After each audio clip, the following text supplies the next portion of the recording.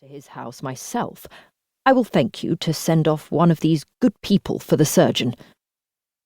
"The surgeon, sir!" exclaimed Mr. Heywood. "I am afraid you will find no surgeon at hand here, but I dare say we shall do very well without him." "Nay, sir, if he is not in the way, his partner will do just as well, or rather better. I would rather see his partner. Indeed, I would prefer the attendance of his partner. One of these good people can be with him in 3 minutes, I am sure. I need not ask whether I see the house," looking towards the cottage, "for excepting your own, we have passed none in this place which can be the abode of a gentleman." Mr. Heywood looked very much astonished and replied, "What, sir? Are you expecting to find a surgeon in that cottage?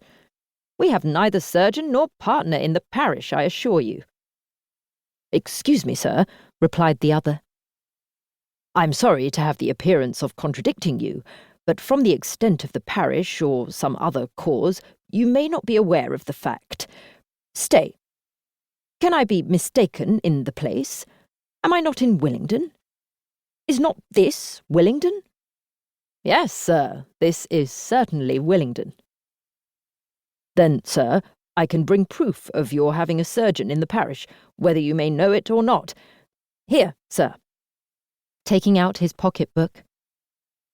"If you will do me the favour of casting your eye over these advertisements, which I cut out myself from the Morning Post and the Kentish Gazette, only yesterday morning in London, I think you will be convinced that I am not speaking at random. You will find in it an advertisement of the dissolution of a partnership in the medical line in your own parish.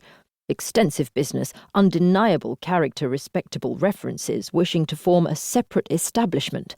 You will find it at full length, sir," offering the 2 little oblong extracts.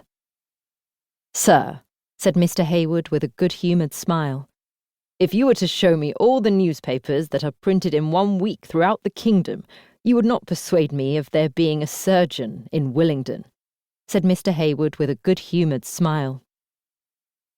"Having lived here ever since I was born, man and boy, 57 years, I think I must have known of such a person. At least I may venture to say that he has not much business. To be sure, if gentlemen were to be often attempting this lane in post-chaises, it might not be a bad speculation for a surgeon to get a house at the top of the hill. But as to that cottage, I can assure you, sir, that it is, in fact, in spite of its spruce air at this distance, as indifferent a double tenement as any in the parish, and that my shepherd lives at one end and 3 old women at the other." He took the pieces of paper as he spoke, and, having looked them over, added, "I believe I can explain it, sir. Your mistake is in the place. There are 2 Willingdons in this country, and your advertisement refers to the other, which is Great Willingdon or Willingdon Abbots, and lies 7 miles off on the other side of Battle, quite down in the Weald, and we, sir," he added, speaking rather proudly, "are not in the Weald." "Not down in the Weald, I am sure," replied the traveller pleasantly. "It took us half an hour to climb your hill.